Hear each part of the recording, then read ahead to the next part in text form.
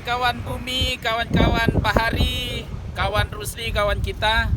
Kali ini kita akan nge-vlog video yang paling menarik dan paling asik. Jangan lupa like, komen, subscribe, dan share semuanya. Kita lagi, apa ini namanya? Rakit. Kita lagi di rakit. Nih, menuju ke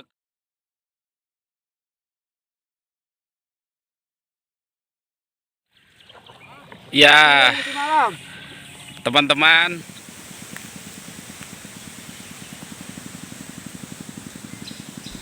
kawan-kawan, di dalam video ini kita akan menjelaskan tentang potensi kelapa Pulau Medang, tapi sekilas cuplikannya saja karena kita tidak mungkin mengambil semua dengan luas lahan kelapa Pulau Medang yang capai puluhan hektar.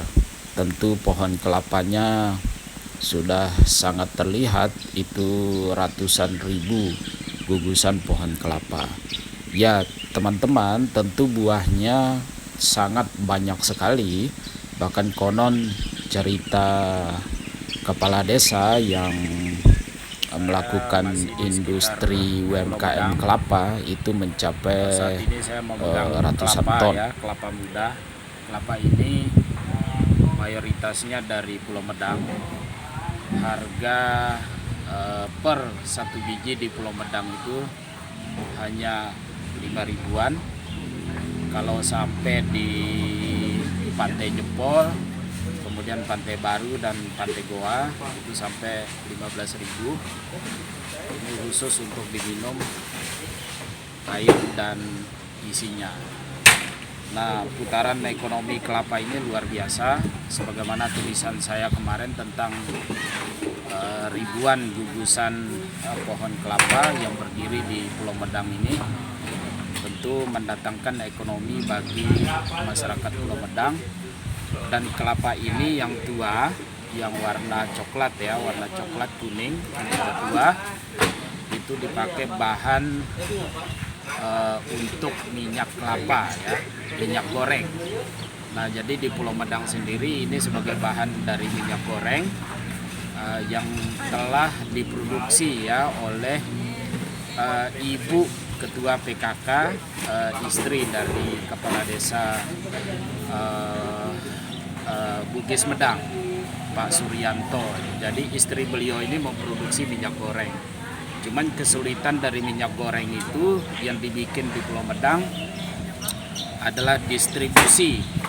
Nah, harapannya kepada pemerintah daerah, pemerintah provinsi, terutama Dinas Pertanian ya atau Dinas Industri, semoga bisa memperhatikan produksi kelapa ini dengan diprioritaskan pasar-pasar dari hasil UMKM kita dan IKM yang telah berproduksi, seperti hasil pembuatan minyak kelapa oleh Ibu Ketua PKK, istri dari Pak Kades Pak Suryanto Pulau Medang. Nah, kesulitan di Pulau Medang itu adalah distribusi hasil pembuatan minyak goreng setelah diproduksi. Jadi distribusinya agak kesulitan.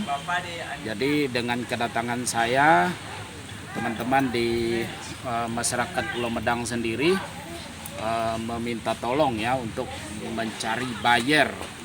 Ya, saya menyarankan kepada pemerintah agar memperhatikan ini, mungkin membuat regulasi bahan baku untuk minyak goreng supaya distribusinya bisa ke Alfamart, Indomaret, kemudian kios-kios atau di Podcoat atau di mana-mana tempat sentral-sentral penjualan minyak goreng.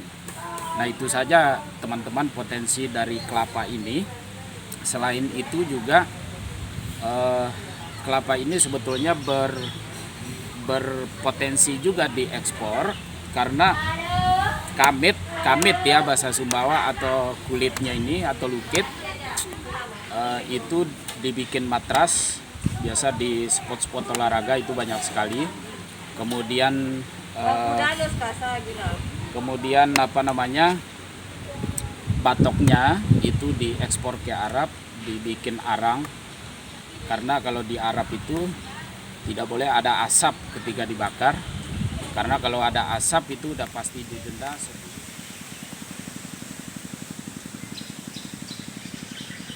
Ya kawan-kawan, industrialisasi kelapa Pulau Medang yang terdiri dari ratusan ribu gugusan pohon kelapa di Pulau Medang ini merupakan potensi yang sangat besar sekali kawan-kawan. Nah, saya datang kedua kali ya ke Pulau Medang. Pertama saya datang pada pertengahan tahun 2019, menulis dari Pulau Medang tentang kebutuhan air minum, air bersih, listrik, dan infrastruktur masyarakat pesisir Pulau Medang. Alhamdulillah, setahun setelah kedatangan saya tahun 2019 itu, pemerintah waktu itu di bawah kepemimpinan almarhum ya Mendiang Husni Jibril dan Wakil Bupati Sumbawa Mahmud Abdullah saat itu membangun dermaga sangat bagus sekali, walaupun masih ukuran kecil, tetapi dapat dirasakan manfaatnya oleh masyarakat Pulau Medang sebagai sentral bongkar muat barang, pendaratan ikan, dan distribusi hasil kelautan perikanan maupun pertanian. Kawan-kawan, kedatangan kembali ke Pulau Medang, sempatkan diri melihat gugusan barisan kelapa, ratusan ribu pohon kelapa itu dengan buah yang sangat lebat dan berwarna-warni, ada hijau, ada kuning, ada coklat.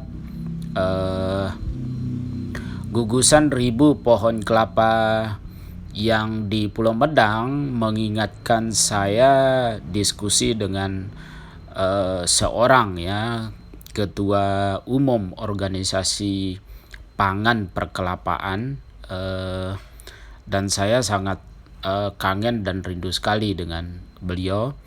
Tentu hasil diskusinya sangat banyak sekali bagaimana industri kelapa itu bisa dimudahkan dan bisa dilakukan secara baik dan benar. Kelapa secara nasional dipopulerkan pada saat rezim pemerintahan Soeharto tahun 1960-an mulai ditanam.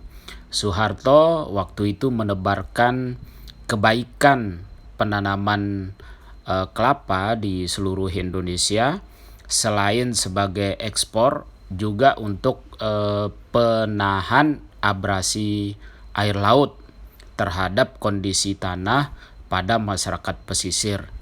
Nah kawan-kawan, itulah amal bakti ya seorang presiden kedua Soeharto tentang penanaman pohon kelapa hingga sekarang dirasakan oleh masyarakat. Nah, melihat potensi ekspor dan transaksi ekonomi kelapa di Pulau Medang sangat luar biasa sekali.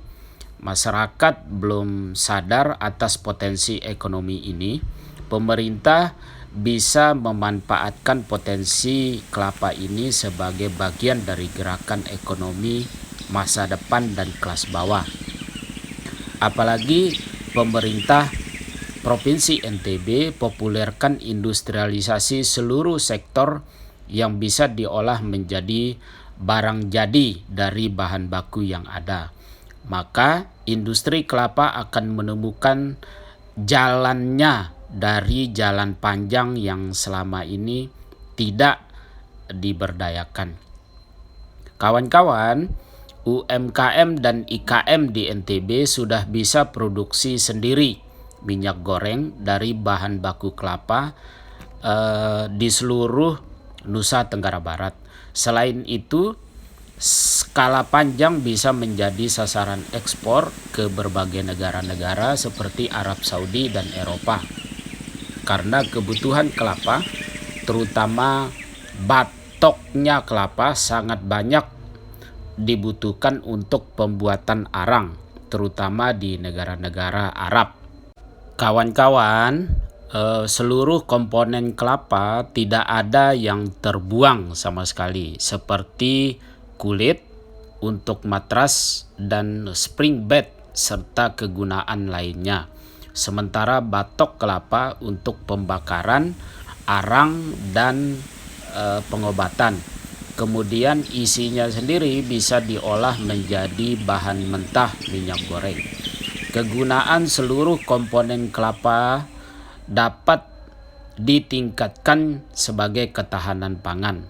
Apalagi pengolahan dapat diaktifkan melalui industri skala UMKM, IKM, dan proses industrialisasi kelapa yang berpotensi meningkatkan pendapatan asli daerah Nusa Tenggara Barat. Kawan-kawan, tinggal menata dan perbaikan pada regulasi untuk memanfaatkan potensi kelapa. Penting sekali menggagas regulasi industrialisasi kelapa agar masyarakat Pulau Medang dapat meningkatkan pola hidup yang baik sehingga memiliki sumber pendapatan dan kesejahteraan mereka.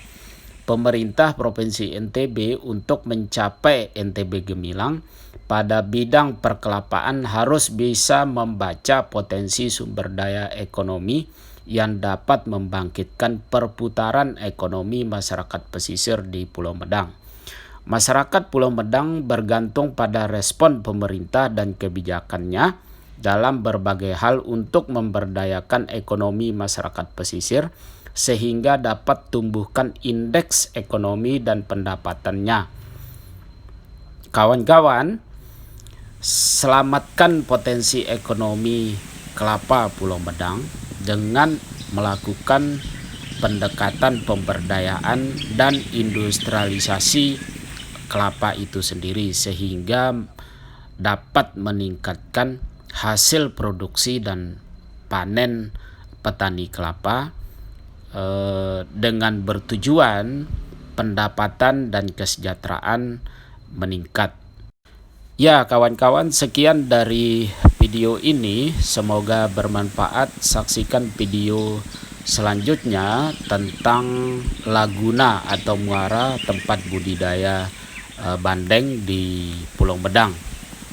Terima kasih.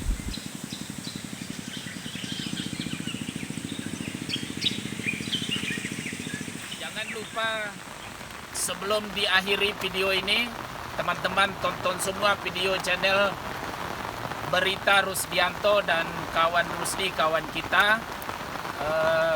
Dan jangan lupa like, komen, subscribe, dan terus share. Terima kasih. Assalamualaikum warahmatullahi wabarakatuh.